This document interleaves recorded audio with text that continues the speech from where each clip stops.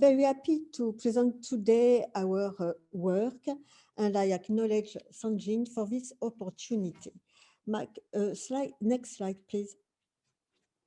My topic today will be divided into 3 sections. First, I will present our diagnostic approach developed at Necker Hospital and now at Cochin Hospital. In the second section, I will present data obtained from patients with various anterior segment disorders. And in the last part, I will present the first experience of whole genome sequencing data. Next slide, please. Alors, at Necker Hospital, we designed 2 large separate panels, one dedicated to anterior segment disorders, including microphthalmia and ophthalmia coloboma, diverse anterior segment dysgenesis conditions, congenital cataract, and corneal disorders. And the other large panel concerns the posterior segment of the eye with retinal dystrophy and vitreoretinopathy. A total of 367 no genes were screened for at least 1,450 affected probes. And today, I will present data obtained from anterior segment disorders only. Next slide, please.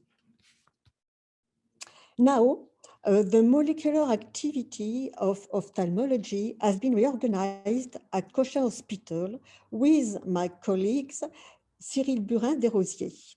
And together, we have designed a unique panel, including the most frequently mutated genes, allowing to cover the main spectrum of ocular disease, which divides into 6 panels. The same as the other at Necker with microphthalmia, anophthalmia, anterior segment dysgenesis, congenital cataract, corneal disorder, retinal dystrophy, and vitreoretinopathy. This unique panel is expected to rapidly provide definitive diagnosis with identification of class 4 and 5 variants. And this unique panel is combined with whole genome sequencing at the platform of Paris University in order to develop a global genetic approach for all types of ocular disease for children and adults. Next slide, please. Here, in this part of my topic, I will present you data from 550 index cases affected with anterior segment disorders. And here you can see all the major collaborators who address samples, and the large number of patients have been provided by Professor Dominique Brémond-Gignac here. Next slide, please. For the first sub-panel involving microphthalmia, anophthalmia, and coloboma, you can see on this slide that there is a very high genetic etiology of this group of congenital anomalies. And they are very diverse. But among all these cases, the most interesting cases were those who refer for severe hyperopia and anophthalmos. 3 cases were found mutated for MFRP gene and 2 cases for PRSS56 gene. And the other interesting case was referred for non-syndromic bilateral anophthalmia associated with complete bilateral agenesis of the anterior visual tract with no optic nerves and chiasma. And we identified a homozygous deletion of the CHX10 gene. Next slide, please.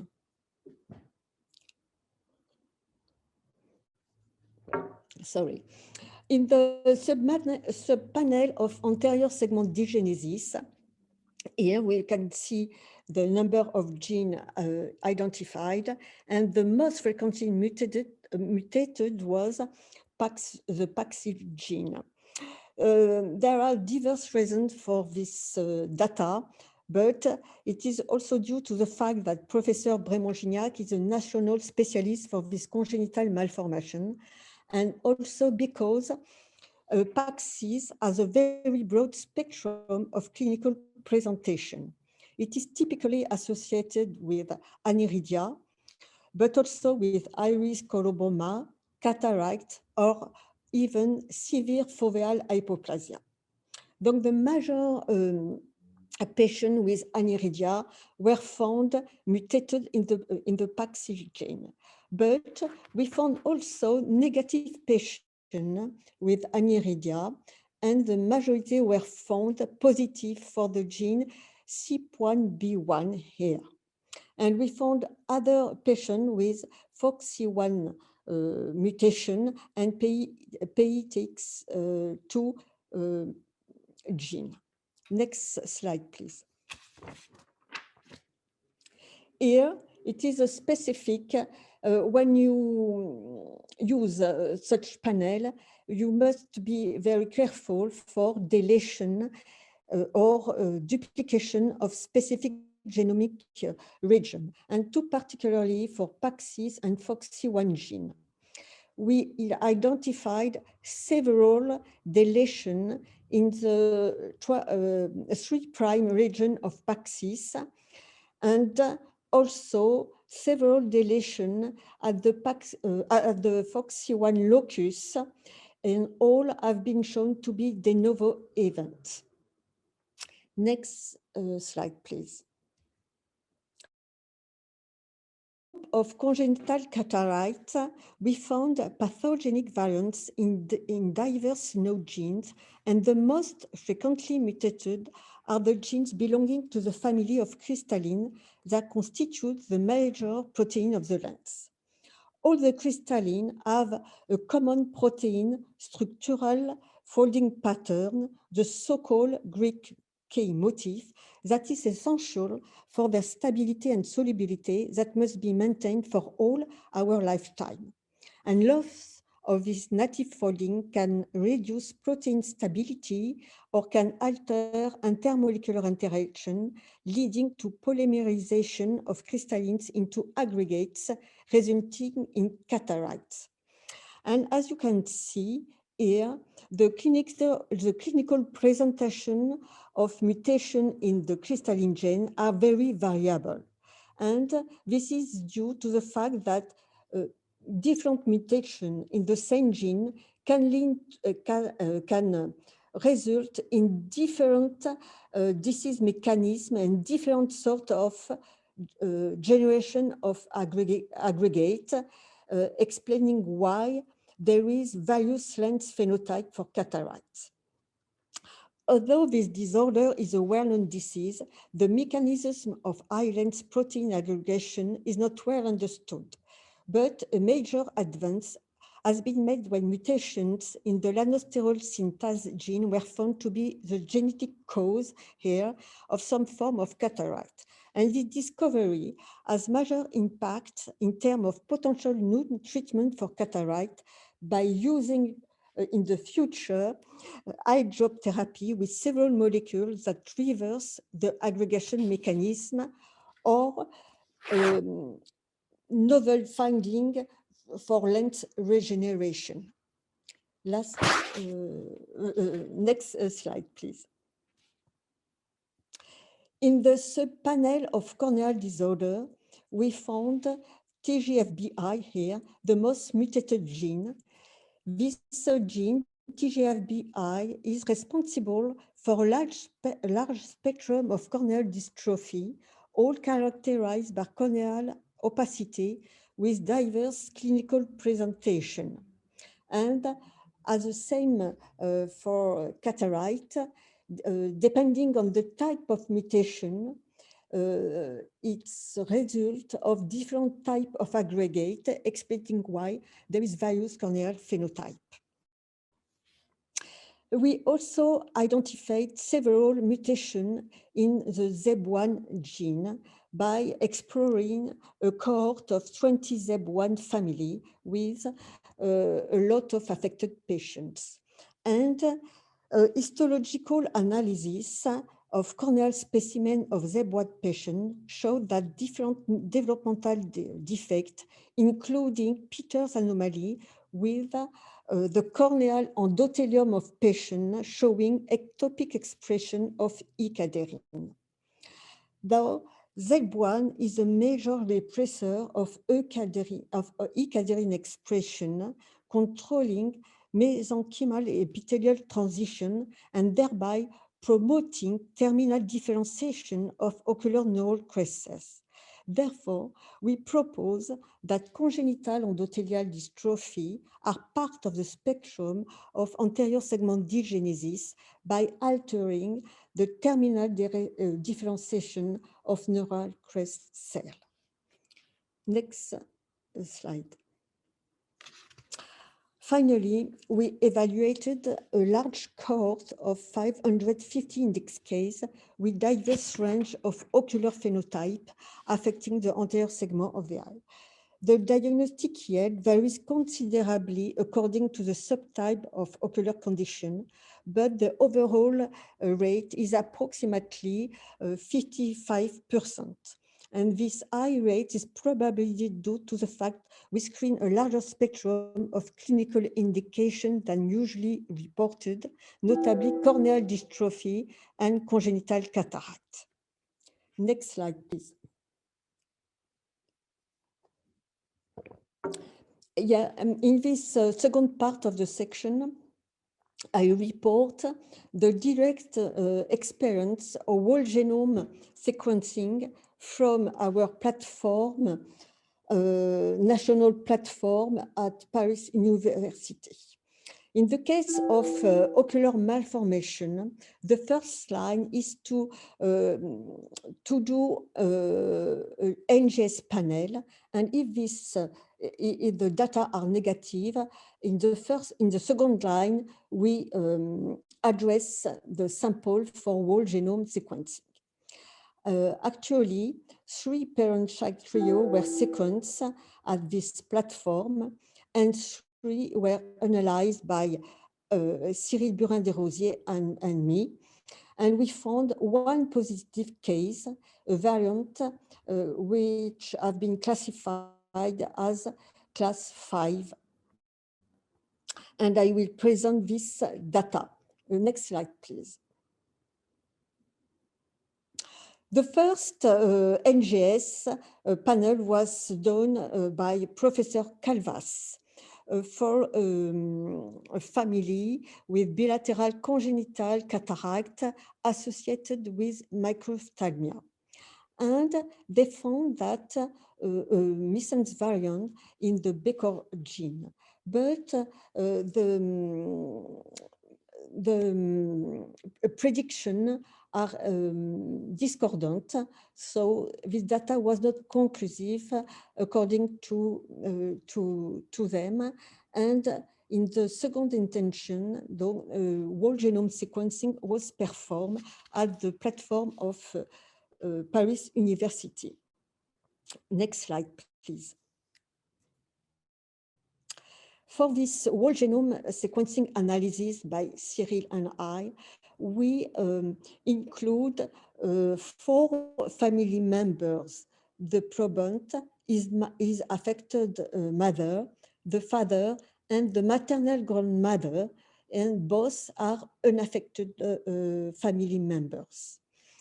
Direct stringent filters were applied for calling a pathogenic or likely pathogenic variant. And only 1 variant here was identified.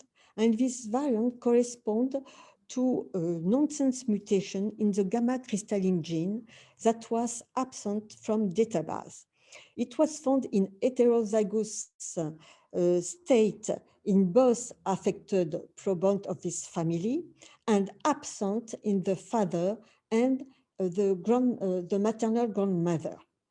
This quatuor analysis allows to exclude B core variant in this family since B core variant has been detected in the non-affected maternal grandfather. So we conclude that the nonsense variant in the in the CRY, in the crystalline gamma gene was most probably the causal variant. But if we are very confident about the pathogenicity of this variant, a question remains. Next slide. Next slide. How to reconcile a loss of crystalline function with abnormal aggregation of the mutated protein. So we try to explain this data, and we saw that different variants of the gamma crystalline gene have been reported with missense and nonsense mutation, but all the nonsense variants are clustered in the last exon 3 of the gene, corresponding here to the last 3 or 4 Greek domain of gamma crystalline. It is known that nonsense mutation in last exon of genes often escape NMDK.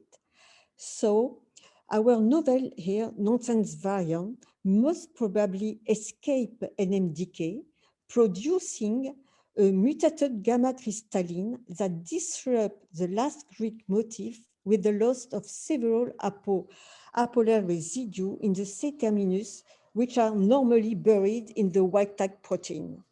And the resultant mutated protein would be expected to unfold, generating abnormal conformational monomer that aberrantly polymerize, producing oligomer that give rise to amyloid fibrils and finally leading to the cataract phenotype.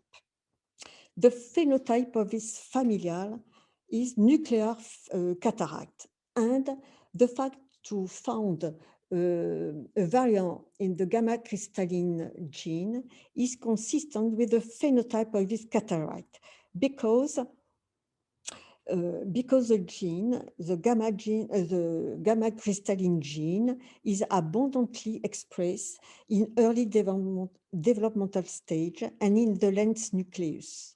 Therefore, the location of the opacity in the nucleus of this cataract is concordant with the genetic data.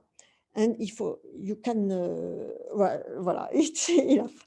Therefore, this case illustrates the importance of knowledge of molecular mechanism of disease in order to establish a properly causal link between a variant and the corresponding disorder, and also the necessity of a better understanding of molecular basis of protein conformation.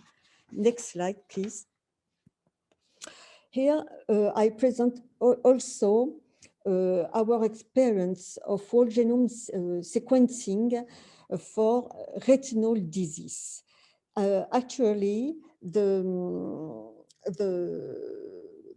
it is recommended by the Sangene to have a first-line genetic test for those pathology with whole genome sequencing. And actually 22 parent-child trio, duo, or quatuor have been sequenced, and 22 have been analyzed also by Cyril Burin-Derozien and I. And we found 50 positive cases with a diagnostic yield of 18%. Next slide, please. I show in this last slide two data. First, we analyze a duo analysis for a recessive case of ACL. And usually when you when you perform a whole genome sequencing, it is important to have a trio analysis for case with a recessive disorder, because variants in cis can be distinguished from variant in trans, allowing to directly establish the phase of the variant identified in the proband. Here, despite the absence of the proband's father sample, we were able to identify two variants in RPE65 gene. One was inherited from the mother's proband, and we were able to exclude the presence of the other pathogenic allele in the mother proband also. Donc, sorry. Therefore, this whole genome approach have reduced time to diagnosis, which is very important for patient treatment when you identified mutation in the gene because of gene therapy, actually. The second example is the detection of two mutations in the NMRT1 gene. We analyze a trio of with one proband, affected proband, and his biological parents, and we identified a pathogenic NMT1 missense variant inherited from a mother, and from the father we identified the first CNV corresponding to a deletion in the exon 1 and in intron 1 of the NMTA gene, which was inherited from the father. Here you can see the deletion at the heterozygote state in the father and in the proband, and absent in the mother. It is remarkable because often the 5' region of gene are not very well captured by because of their high CG content. Therefore, here, whole genome sequencing provides more probably higher diagnostic yield than exome for CNV detection in the 5' region of genes. Next slide, please. Oh, sorry. Apparently, my last slide is missing. But in conclusion, I think we are ready for whole genome sequencing in clinical diagnostic laboratory. And this approach would be perhaps combined in the future with RNA-seq to better understand the functional consequence of variants in non-coded region of the genome. Thank you very much for your attention.